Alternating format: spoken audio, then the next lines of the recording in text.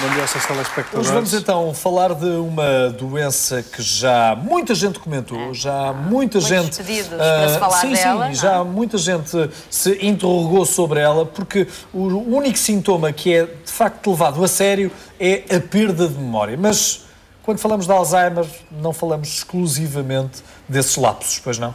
Bom dia. Bom dia. Realmente é uma doença que neste momento preocupa muitas pessoas.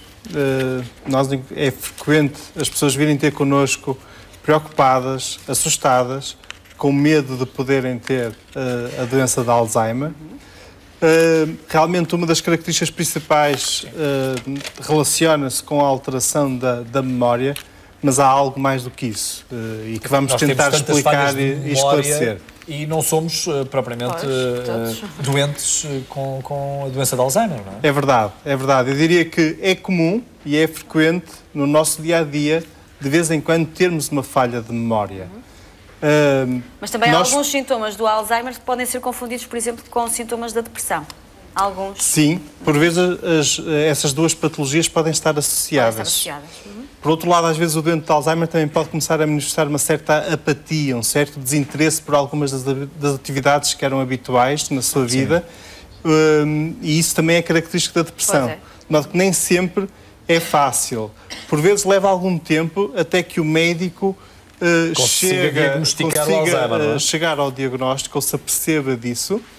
E também leva algum tempo até que a família, até que os familiares se apercebam que algo está de errado com aquele familiar, com aquele paciente e que alguma coisa não está a correr muito bem. Portanto, se alguma senhora colocar a carteira dentro do frigorífico, não quer dizer que seja doente de Alzheimer. Pode ter sido à pressa enquanto metia a margarina, os ovos dentro do frigorífico. Esse tipo de lapso já é um pouco mais alarmante. Já é um indicador de que algo não está bem. E é necessário uma avaliação. Portanto, uma pessoa que tem esse tipo de lapso, não é um alarme, não é? Ou seja, estamos já a falar de um lapso que já não é um simples esquecer de uma palavra que ia a dizer isto e agora já não me lembro do que ia a dizer. Esse tipo de lapso em que a pessoa coloca, digamos, um objeto fora noutro local, em que o contexto não é nada apropriado para aquele objeto, já é um sinal de alarme e aí normalmente a pessoa deve ser levada ao médico e é necessário proceder a uma avaliação. Sim, senhor. Nós temos alguns amigos nossos que gostavam de colocar algumas perguntas. O primeiro ou a primeira? A primeira é a Susana Batista. Então, muito bom dia. Olá, Susana. Olá, bom dia, Susana. Bom dia. Olá, bom dia, Susana. Perguntar, se eu tiver algum familiar com Alzheimer, poderei também vir a ter? Hereditariedade. Esta é uma preocupação muito comum e muito frequente. Ora bom, poderá, como alguém que não tem um familiar também pode vir a ter. E esse é um dos aspectos que muitas vezes as pessoas nos procuram. Será que as pessoas perguntam-nos muitas vezes, será que eu poderei vir a ter? Então, se eu agora às vezes já quero dizer uma palavra e já me esqueço, então isto será um sinal que eu vou ter Alzheimer? Será um sinal de alerta? Exatamente. Não há como, nós não temos forma de conseguir prever isso. Ainda não há uma relação direta que se comprovável cientificamente. Nem temos uma forma de dizer assim, olha, o senhor vai ter ou o senhor não vai ter. Nem sequer temos como evitar. Se a pessoa tiver que ter, irá ter e nós não conseguimos fazer nada. Sim. A medicina atual não consegue fazer nada em relação a isso. Na verdade, a pessoa que tem um familiar direto, ou seja, de primeiro grau, com doença de Alzheimer, tem um risco aumentado de poder vir a ter do que uma pessoa que não tenha esse familiar. Contudo, não é uma ligação direta. Não é uma ligação direta do tipo o pai tem, logo os filhos vão ter. Sim. Não. Os filhos têm um risco aumentado de poder vir a ter. Sim, senhor. Mais uma pergunta, Renato, não é? Ferreira. Bom dia. Bom dia. A minha questão é a seguinte: há alguma coisa que se possa fazer para evitar ter Alzheimer? Pois, no fundo já está quase respondida, não é? É verdade. É assim, na prática não muito. Nós não temos, digamos, uma forma de evitar, de prevenir esta doença. Já existem vários estudos que tentam realmente descobrir formas de prevenir a doença de Alzheimer. Pensa-se que o facto da pessoa, por exemplo, ao longo da vida, manter um cérebro ativo, uma pessoa mentalmente ativa, até atividades tão simples como, por exemplo, jogar jogos de tabuleiros, jogos de tipo damas, jogar às cartas, fazer palavras cruzadas, tudo isso são atividades que implicam alguma atividade mental.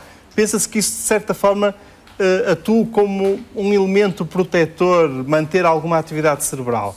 Mas, na verdade, não temos como prevenir essa doença. Ainda temos mais duas perguntas. A próxima é da Filomena. Filomena Esteves. Bom dia, a doença de Alzheimer é a mesma coisa que a doença de Parkinson? São duas doenças diferentes. Podem coexistir. Sim. São duas doenças que realmente se relacionam com o nosso cérebro. Eu já vou mostrar aqui um bocadinho uma imagem e que vou tentar explicar. Mas são diferentes. A doença de Parkinson relaciona-se mais com a perda de controlo muscular e com alguns movimentos involuntários do nosso organismo, do nosso corpo. Num estadio mais avançado da doença de Parkinson, pode coexistir também uma demência. A doença de Alzheimer é um dos tipos de demência. Sim. Portanto, podemos dizer que o Alzheimer é uma doença intelectual e o Parkinson uma doença motora? Essa linguagem não é muito usada, digamos. As duas doenças se relacionam com o nosso cérebro. Sim. Nós, a partir de certa idade, normalmente a partir dos 20 anos de idade, vamos perdendo algumas das células do nosso cérebro. As pessoas que têm doença de Alzheimer perdem células numa maior quantidade. E, ao mesmo tempo, essas células, para funcionarem, é necessário que exista transmissão entre as várias células. E existe uma série de fenómenos que fazem com que essas transmissões não funcionem. E daí depois advêm os problemas mais do tipo de alterações da memória, que é o campo mais predominante na doença de Alzheimer, embora depois, quando a doença já está mais avançada, também existe uma fraqueza muscular e uma perturbação dos movimentos, da mobilidade, e a pessoa acaba por acamar. Sim, percebo. Enquanto que na doença de Parkinson são mais, digamos, as alterações motoras que predominam desde o princípio. Okay. Muito bem. Luís Oliveira, uma última questão, por favor. Bom dia, Luís. Há algum problema em tomar vitaminas para a memória? É sim. Problema na prática não existe. Na verdade, também nós não temos evidência, não temos prova de que essas vitaminas e de que esses produtos, que são imensos e estão à venda, imensos produtos para a memória, que sejam eficazes. Agora, é assim, eu não sou fundamentalista e também acredito no efeito placebo dos medicamentos. Ou seja, por vezes temos até jovens, estudantes, na época de exames, que nos vêm pedir vitaminas para a memória, e até pessoas, às vezes, que já estão numa fase mais avançada da vida, que já começam a ter algum medo em relação à doença de Alzheimer e que nos pedem um suplemento vitamínico ou um medicamento para a memória. Bom, às vezes esses medicamentos, por exemplo, no caso dos estudantes, dão-nos algum conforto, até psicológico, e a pessoa sente-se mais segura ao fazer esse suplemento. Não vejo grande problema, mas na verdade nós não temos prova científica da sua eficácia. Que garanta que possamos vir a ter um desenvolvimento cerebral a partir do momento em que tomemos... Isso certeza que não. Em que tomemos aqueles comprimidos. Muito obrigado aos quatro. O doutor também preparou um trabalho. Muito bem. Trabalho esse ao qual vamos juntar com certeza as nossas perguntas, minhas e da Sónia. Muito obrigado pela Podemos passar já ao slide seguinte. Vou trazer dois casos inspirados... casos clínicos, não é? Exatamente, no dia-a-dia. O Sr. Sequeira, 56 anos, professor de História, vem à consulta e queixa-se que anda muito esquecido. Ando tão esquecido, falham-me alguns nomes, pouso as chaves e esqueço-me onde é que as coloquei. Inclusive, algumas situações desagradáveis, às vezes nas aulas, o professor querer dizer... O nome do aluno? Não, até nomes, às vezes, de figuras históricas ou locais, e isso às vezes acaba por acontecer. Bom, este tipo de situação do Sr. Sequeira... é muito comum, e é muito comum as pessoas virem hoje em dia com este tipo de queixas à nossa consulta. Este tipo de situação não tem nada a ver com doença de Alzheimer. Normalmente, por trás deste tipo de situação, o que é que está, na grande maioria dos casos? Está uma mente ocupada ou uma mente triste.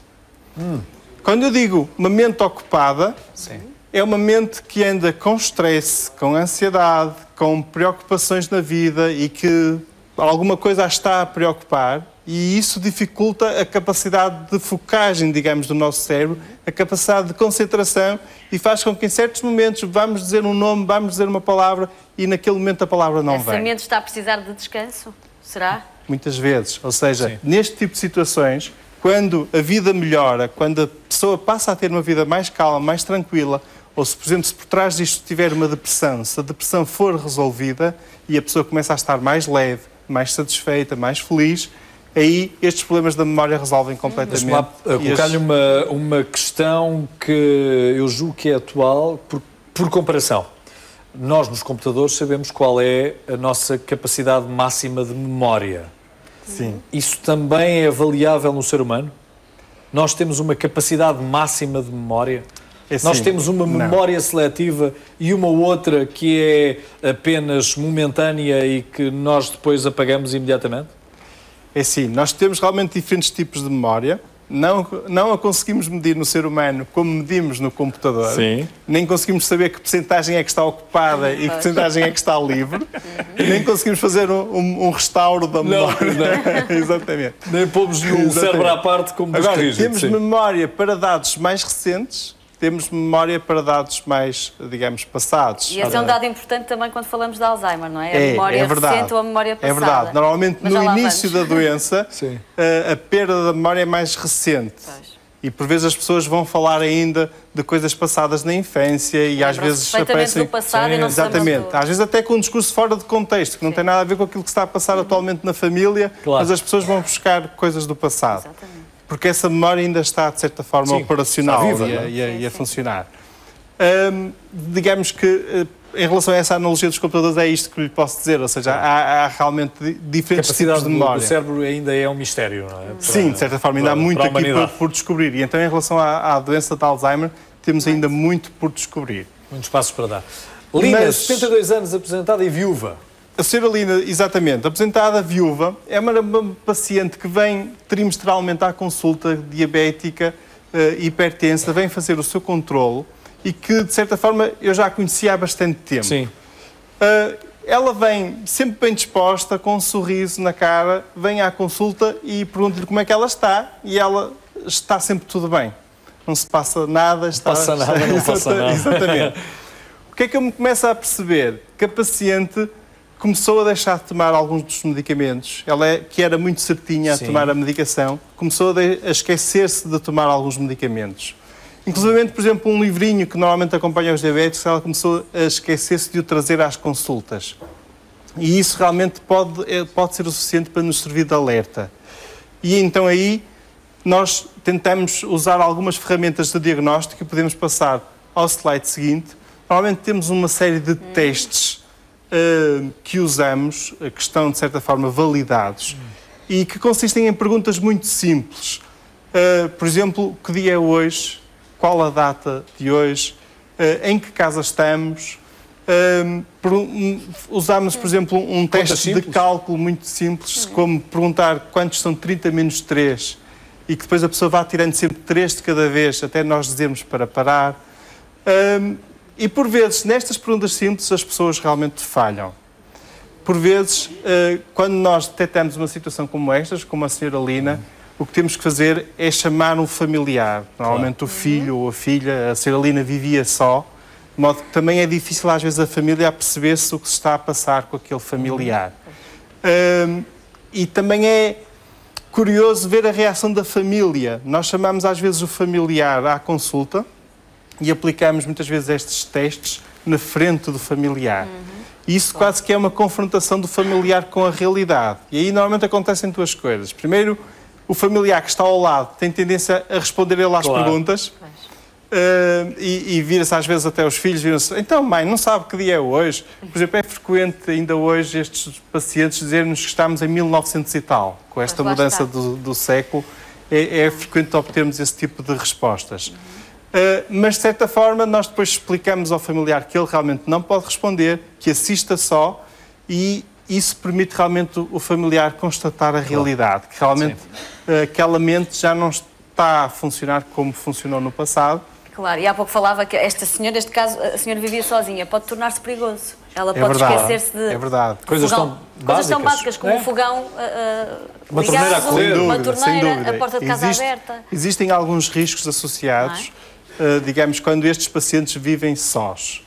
Um dos testes que nós fazemos também a estes pacientes é pedir-lhes para desenhar um relógio e que nos coloquem nesse relógio as horas todas. Sim. E depois que coloquem os ponteiros nas 11h10. Esta tarefa que parece ser tão simples, por exemplo, na senhora Lina resultou nisto. Ela colocou as horas todas umas a seguir às outras, não é? Vemos que o posicionamento normal das horas nem sequer existe, nem sequer aquela orientação dos quartos existe. Sim. E depois, por exemplo, às 11h10 da paciente colocou o ponteiro para as 11 e para as 10. E, por exemplo, também vemos que muitas vezes estes pacientes têm dificuldade em discernir entre o ponteiro das horas e o ponteiro dos minutos. É com estes testes que nós, médicos, nos baseamos para fazer o diagnóstico das demências, de um quadro demencial. Bom, as dificuldades são estas, não é necessário, à partida, fazer grandes exames, grandes testes de diagnóstico. Porque aí percebe-se logo, não é? Exatamente. Por vezes acabamos por pedir, por exemplo, às vezes um TAC cerebral, mas para despiste de outras situações, para sabermos se realmente este é só um quadro apenas e só o Alzheimer. Exatamente. Então, normalmente nos quadros de demência, nas situações em que temos uma demência, as pessoas apresentam dificuldades de raciocínio, dificuldades, por exemplo, de julgamento, coisas tão simples como, por exemplo, hoje está frio e a pessoa não é capaz de julgar essa situação e de colocar um casaco mais quente para vir para a rua. Problemas de memória, problemas de desorientação, como, por exemplo, a pessoa na sua própria rua em que vive há anos perder-se e já não saber o caminho para casa, ou não saber onde está. Normalmente estas dificuldades começam a interferir com as atividades do dia-a-dia, como coisas como, por exemplo, há um bocado referiu, como cozinhar, o lavar-se, o autocuidar, começa a ser posto em causa e às vezes até existem riscos associados. Por exemplo, os incêndios no fogão é um dos riscos mais preocupantes. Podemos passar ao slide seguinte. Existem vários tipos de demência. A doença de Alzheimer é aquela que é, de certa forma, responsável pela maior percentagem das demências. Cerca de 60% a 80% das demências são doença de Alzheimer. Alzheimer foi um psiquiatra alemão, já agora, e que descreveu pela primeira vez este tipo de demência que ele chamou de demência pré-senil em 1906. E daí que depois a doença tenha ficado com o nome dele, mas ainda hoje também é designada por demência senil. Sim. Outros tipos de demência que existem e que, no fundo, as características são muito semelhantes a estas que estamos a descrever. No fundo, o Alzheimer, a doença de Alzheimer, é aquele rótulo que, de certa forma, mais popular e que as pessoas melhor conhecem, mas, de certa forma, no fundo, estamos a falar de demência e as características depois são muito semelhantes. Por exemplo, demência vascular é aquele tipo de demência que se associa às pessoas que já tiveram vários pequenos AVCs, pequenos acidentes vasculares cerebrais, pessoas com hipertensão à longa data, por vezes também com diabetes. E às vezes até pode coexistir o tipo de demência vascular com demência de Alzheimer. E depois ainda existem mais uma série de demências mais raras. A evolução pode ser lenta. Estes quadros podem evoluir durante cerca de 8, 10 anos, às vezes até mais. Existe uma perda... E essa evolução é evitável? Eu tenho aí um slide sobre o tratamento, mas posso responder já. Atualmente, nós não dispomos de cura para as demências. Sabemos que algumas doenças para a doença de Alzheimer. Podem transformar-se em doenças crónicas e estarmos a proporcionar qualidade de vida noutras patologias. É por aí que eu questiono, não é? Pode ser controlada. É uma doença degenerativa, é uma doença crónica. Os tratamentos de que dispomos tentam realmente minimizar os danos. Têm uma eficácia muito limitada, têm uma eficácia muito variável de pessoa para pessoa e tentam, de certa forma, retardar a evolução. Digamos que as capacidades sem o tratamento, o declínio seria muito mais rápido. Com o tratamento tenta-se melhorar a qualidade de vida e que o declínio seja mais lento. No entanto, é inevitável. Sim. A perda da linguagem, no princípio, são só algumas palavras. Depois começam a ser quase incapazes de ter coerência no discurso depois acabam por ficar com algumas frases simples, até que muitos destes pacientes acabam por perder completamente a linguagem. Deixam de reconhecer as pessoas, no princípio ainda reconhecem os parentes, mais tarde acabam por nem sequer reconhecer os parentes. Sim. Esses são talvez os momentos mais dolorosos para as famílias ou para os cuidadores, não é? Sem dúvida. Os cuidadores são submetidos neste tipo de doença a um desgaste físico e psíquico muito acentuado. Tem que ser muito apoiados também, não é? Cuidadores de doentes de Alzheimer. Sim.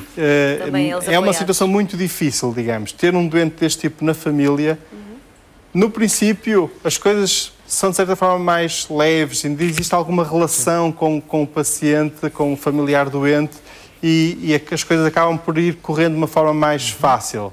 À medida que a doença se vai agravando, por exemplo, quando o paciente deixa de ser capaz de reconhecer o familiar, deixa de ser capaz, por exemplo, de ter um sentimento de gratidão, de dizer um obrigado. Claro. É muito duro, não é? É muito. Assim como é duro também este comportamento, eles tanto estão agitados como apáticos, não é? É verdade, isso é outra característica. Agitação. Uma certa instabilidade, uma certa labilidade, digamos, do humor. Por vezes podem estar apáticos, por vezes podem estar agitados, e aí também nós com os tratamentos tentamos às vezes controlar essa agitação, mas também não é fácil, digamos, lidar com este tipo de situações. Até que por fim, realmente, tudo isto se acaba por repercutir também na capacidade motora, e as pessoas deixam de ser capazes de se movimentar e acabam mesmo por acamar. Podemos passar ao próximo. Será o penúltimo? Em relação àquilo que a família pode reconhecer, é frequente quando nós encontramos estes pacientes, encontrar a família em conflito, encontrar os filhos em conflito com os pais, porque os filhos acham que os pais fazem certas coisas com intenção ou por teimosia, e não é. É realmente a sua mente que já não é capaz de se lembrar que aquele objeto devia ser naquele local, que a roupa devia ser colocada no armário, enfim, coisas simples do dia-a-dia, e isto às vezes gera conflitualidade. De modo que é muito importante a família reconhecer desde logo a realidade, compreender que a pessoa não faz aquelas atitudes por teimosia, por mau feitio, mas é a própria doença, e realmente reconhecer como é que a pessoa vai evoluir daí para o futuro. Criar, às vezes, rotinas simples para estes pacientes é bom, dá-lhes uma sensação de segurança e eles acabam por estar com maior conforto na família e tentar realmente encarar pela positiva esta doença. Estímulos positivos em cada sucesso nos atos, não é? Este tipo de pacientes, nós costumamos dizer que comportamento gera comportamento. E nestes pacientes isso é mais do que verdade. Ou seja, se o paciente tiver os seus cuidadores, os seus familiares, um ambiente agitado, barulhento, eles próprios acabam por ficar mais agitados, claro, e com maior confusão, e maior instabilidade. Enquanto que se tiver um cuidador, um ambiente alegre, com um sorriso no rosto, aberto, claro, isso também acaba por ajudar e a dar-lhes um certo conforto. Não é só com os doentes de Alzheimer. Não. Tem a impressão que é com toda a gente. Vamos só ver o último. Bom, já falamos, era sobre o tratamento, já explicamos. Realmente, por vezes, o tratamento é mais no sentido de tentar retardar o declínio das capacidades e de controlar certos sintomas que vão aparecendo, para tentarmos realmente... Dr. Carlos Martins, não temos mais tempo para continuarmos a falar desta doença. No entanto, se ela motivar algumas dúvidas por parte daqueles que assistem a este programa, não hesite em contactar-nos, quer seja pelo nosso endereço eletrónico, quer seja também pela nossa página no Facebook. O Dr. Carlos Martins está cá todas as semanas a dar consultas e terá todo o gosto em responder às vossas dúvidas. Carlos, muito obrigado.